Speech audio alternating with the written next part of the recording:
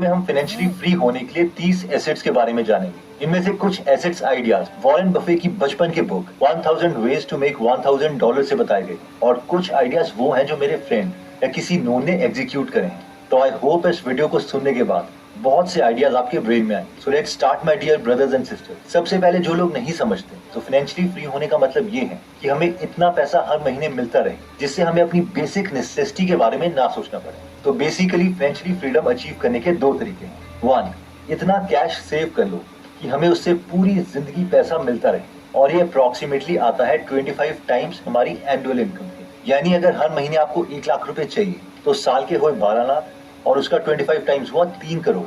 अगर हमें हर महीने के 50,000 चाहिए तो साल का हुआ 6 लाख, और 12 महीने के हुए 1.5 करोड़। यानी बहुत से लोगों के अकॉर्डिंग ये एक ऐसा नंबर है जिसे सेव करने के बाद हम फाइनेंशियली फ्री हो सकते हैं। सेकेंड तरीका है इतने पेपर एसेट्स जैसे कि डिविडेंड पेइंग शेयर्स एक्सेट्रा, या फिजिकल एसेट्स जैसे कि रेंटल प्रॉपर्टीज बना लो, ताकि हमें मिनिमम हर मंथ रिक्वायर्ड पैसे मिलते रहे। तो आइए अब हम देखते हैं उन 30 एसेट्स को। इस वीडियो को आप पूरा देखिएगा क्योंकि इनमें से आपने बहुत से एसेट्स सुने भी नहीं होंगे। तो 30th नंबर पर आता है माइनिंग। 1848 में कैलिफोर्निया में गोल्ड रश हुआ था।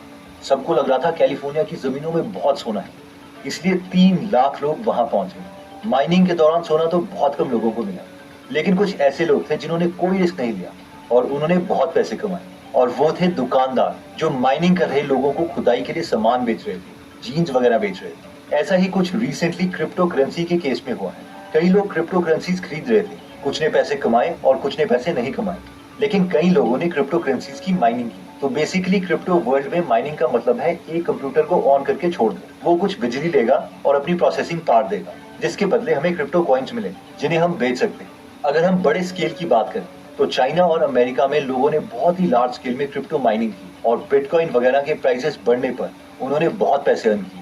छोटे स्केल में बात करें तो लोग अपने घरों में इन माइनिंग रिग्स को रखकर बहुत पैसे कमा रहे थे। एक्चुअली एसेट्स की डेफिनेशन में ये ऑलमोस्ट ट्रू एसेट था, क्योंकि इसे मैनेज करने के लिए हमें अपना बहुत ही कम टाइम इन्वेस्ट करना था, और इन्वेस्टमेंट हम 25 से 30 हजार में स्टार्ट कर सकते थे। 29th नंबर पर आता है preparing mining rigs.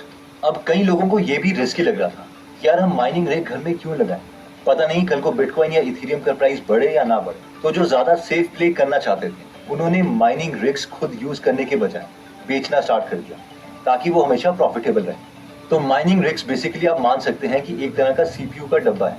28th number पर आता है माइनिंग कार्ड्स। क्रिप्टो माइनिंग में नेक्स्ट तरीके के लोग वो थे जो एक्चुअल में माइनिंग रिग्स भी नहीं बेच रहे थे, बल्कि उसके अंदर के जो ग्राफिक कार्ड्स हैं, मदरबोर्ड्स हैं, वो बेच रहे थे, और तभी इन कार्ड्स का ऑर्डर करते जब एक्चुअल में डिमांड होती। कई लोगों को बीच में इसमें नुकसान भी हो, क्योंकि ऐसा लग रहा था कि गवर्नमेंट ऑफ इंडिया क्रिप्टो को बैन कर सकती है। 27th नंबर पर आता है रेंटिंग। तो हमारे एक नोन थे जो कि एक नॉर्मल सी जॉब में थे, लेकिन वो हर साल कुछ डिफरेंट करते थे जो बाकी उन्हीं के एज ग्रुप के लोग नहीं करते थे। हर साल वो थोड़े थोड़े पैसे इन्वेस्ट करके उन्होंने अपने रिटायरमेंट तक एक रेंटल प्रॉपर्टी क्रिएट कर दी थी, जिसमें 10 से 12 यूनिट्स थे और सारे रेंट पर चढ़ चुके थे। यानी अब वो फाइनेंशियली फ्री थे। इतना ही नहीं, अगर वो चाहते तो उसी बिल्डिंग में और कमरे बनाकर और रेंटल इनकम जनरेट कर सकते थे। I hope you got the point. ये एक कॉमन एग्जाम्पल है, लेकिन बहुत ही कम लोग इसे एग्जीक्यूट करते हैं, क्योंकि एक थोड़ा स्लो मेथड है। अगर आप सोच रहे हैं कि मेरे पास इतने पैसे तो है नहीं कि मैं रेंटल प्रॉपर्टीज में लगाऊं, तो इसके लिए नेक्स्ट एसेट क्लास आपके लिए आती है, और 26th नंबर पर है REIT। जिस तरह से हम म्यूचुअल फंड्स में बहुत से लोग मिलकर एक एक्सपर्ट को पैसे देते हैं कि वो बेस्ट कंपनीज में हमारे लिए पैसे इन्वेस्ट करे जिसका रिटर्न हमें मिलता है, वैसे ही रियल एस्टेट में जब हम प्रॉपर्टीज के एक्सपर्ट्स को पैसे देते हैं तो वो अच्छी प्रॉपर्टीज खरीदते हैं और उसका रेंट सब में डिस्ट्रीब्यूट कर देते हैं, और ऐसे एसेट्स को REIT कहते हैं, यानी रियल एस्टेट इन्वेस्टमेंट ट्रस्ट। इसमें हमें रेंटल इनकम के साथ साथ अगर प्रॉपर्टी की एप्रिसिएशन भी होती है तो उसका बेनिफिट भी मिलता है। इंडिया में भी अभी कंपैरेटिवली ये न्यू कॉन्सेप्ट है, लेकिन Embassy Office Parks REIT, Mindspace Business Park REIT and Brookfield India Real Estate Trust India की real estate investment trust. 25th number पर आता है डिजिटल कोर्स। अगर हमारे पास कोई भी स्किल है, investing, video editing, real estate, digital marketing, तो इसका डिजिटल कोर्स बनाकर हम ऑनलाइन सेल कर सकते हैं। बट इसके लिए हमें मार्केटिंग स्किल्स चाहिए होंगे, या ऑडियंस जो हमारे पास पहले से ही है।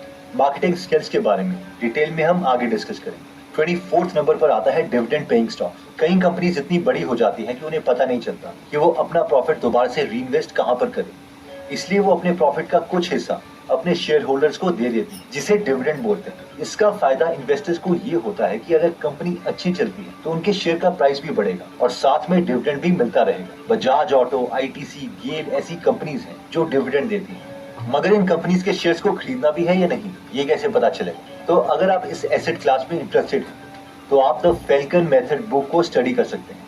23rd नंबर पर आता है precious metals like gold and silver. कई लोग गोल्ड या सिल्वर को एसेट मानते हैं, खास करके रॉबर्ट कियोसाकी, जिन्होंने बहुत से सिल्वर और गोल्ड के कॉइन्स बॉक्सेस में बंद करके अपने घर रखे हुए हैं, क्योंकि गोल्ड और सिल्वर का प्राइस हमेशा इंक्रीज होता रहता है। लेकिन कई इन्वेस्टर्स गोल्ड और सिल्वर को एसेट्स नहीं मानते। उनका मानना है कि ये इनकम जनरेटिंग एसेट नहीं है, यानी ये खुद कुछ अर्न नहीं कर सकता। एनीवेज, फाइनल डिसीजन तो हमें खुद ही लेना पड़ेगा कि हम किन की थ्योरी से सेटिस्फाइड हैं। 22nd नंबर पर आता है कैश। अगर हम इतना कैश सेव कर चुके हैं कि उससे आ रहा इंटरेस्ट ही हमें इतने पैसे दे सकता है कि हम फाइनेंशियली फ्री हो जाएं। इस इंटरेस्ट रेट को ऑप्टिमाइज करने के लिए लोग 12-12 साल के लिए इंडेक्स फंड्स में पैसे इन्वेस्ट कर देते हैं और हर 12 साल के बाद हाफ अमाउंट निकाल लेते हैं। इसके रिगार्डिंग एक डिटेल्ड वीडियो हम ऑलरेडी बना चुके हैं, जिसका लिंक हम डिस्क्रिप्शन में दे देंगे। 21st नंबर पर आता है ऑनलाइन ई बुक।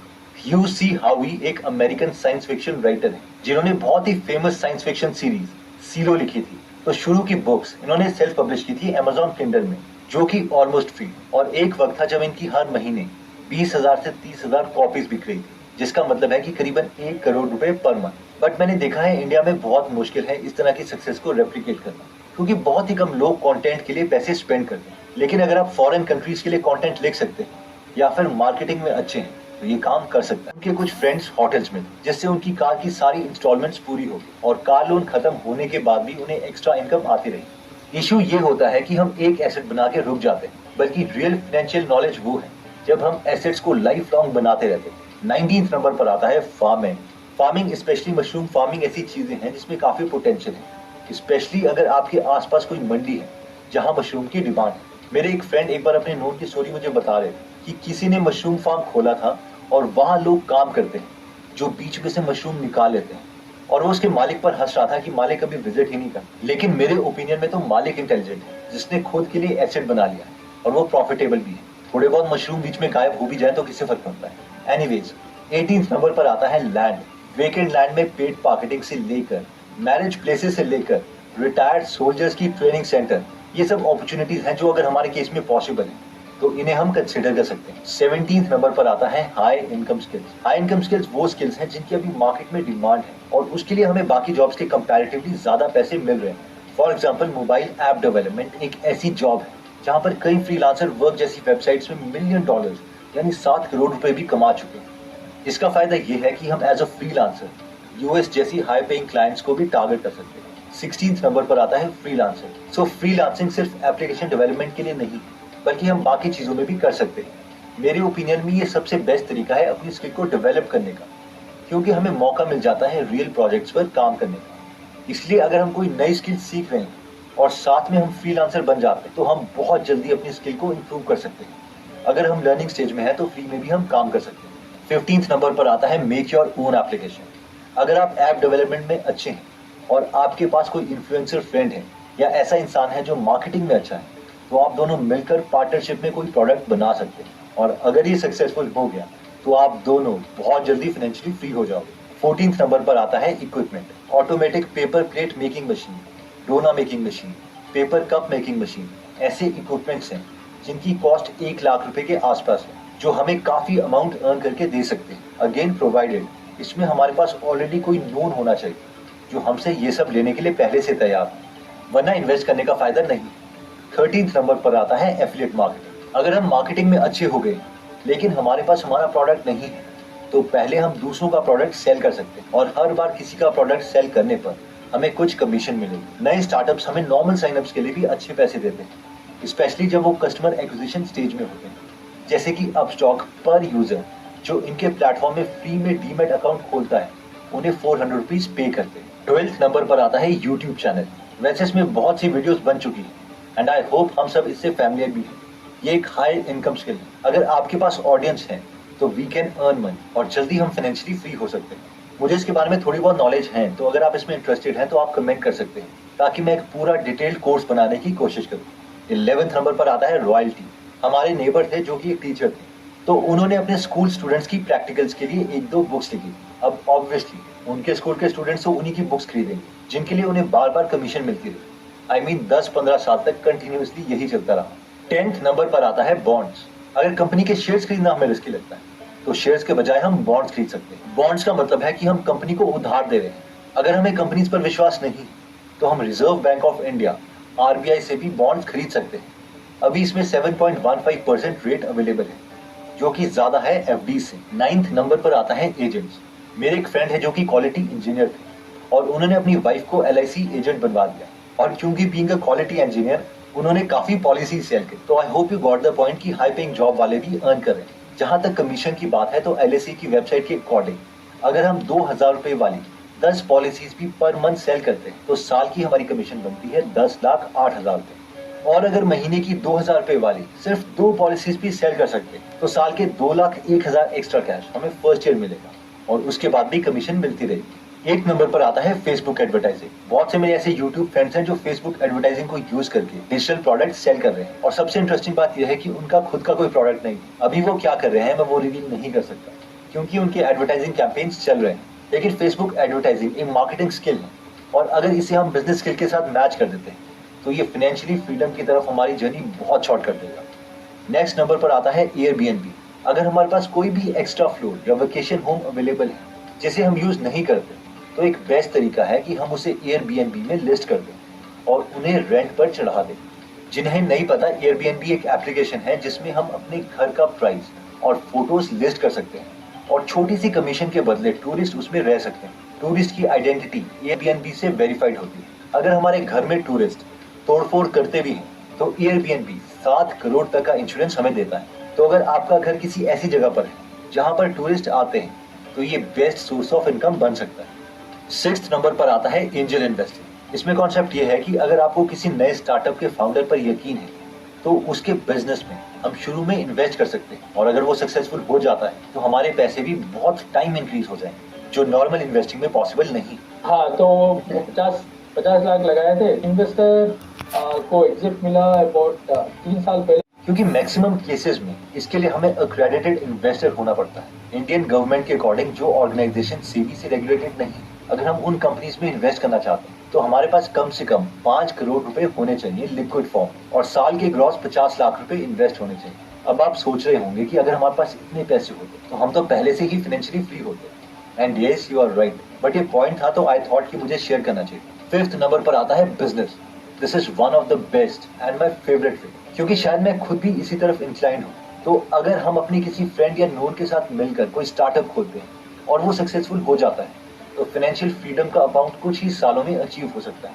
बिजनेसेस में मेरी एक रेकमेंडेशन रहेगी, एक कॉन्सेप्ट है फर्स्ट हु देन व्हाट। यानी पहले ये डिसाइड कर लो कि बिजनेस में साथ में कौन चाहिए, और बाद में ये डिसाइड करो कि करना क्या है। क्योंकि ज्यादातर बिजनेसेस तभी फेल होते हैं क्योंकि फाउंडर्स के बीच में रिलेशनशिप ही स्ट्रेसफुल टाइम में खराब हो जाता है। 4th नंबर पर आता है index fund. Index fund is one of the easiest way financially free बनने की। इसमें सबसे अच्छी बात यह है कि हमारे पैसे ऑटोमेटिकली कटते रहेंगे अगर हम सिर्फ स्टार्ट करते हैं तो। लेकिन इसमें इशू ये आता है कि ज्यादा लोग इसमें इन्वेस्ट नहीं करते हैं, क्योंकि उन्हें लगता है कि बहुत ज्यादा टाइम लगेगा, और एक्चुअल में लगता भी है 10, 20, इवन 30 साल तक। बट अगर हम वैसे भी किसी न किसी गोल के लिए लॉन्ग टर्म प्लानिंग कर भी रहे हैं, तो हम इसे कंसिडर कर सकते हैं। 3rd नंबर पर आता है self design T shirt online. Again, अगर आप फेसबुक एडवर्टाइजिंग में कंफर्टेबल हो, या फिर आपका कोई नोन है जो FB एडवर्टाइजिंग में कंफर्टेबल है, तो हम डिजाइन टी शर्ट सेल कर सकते हैं।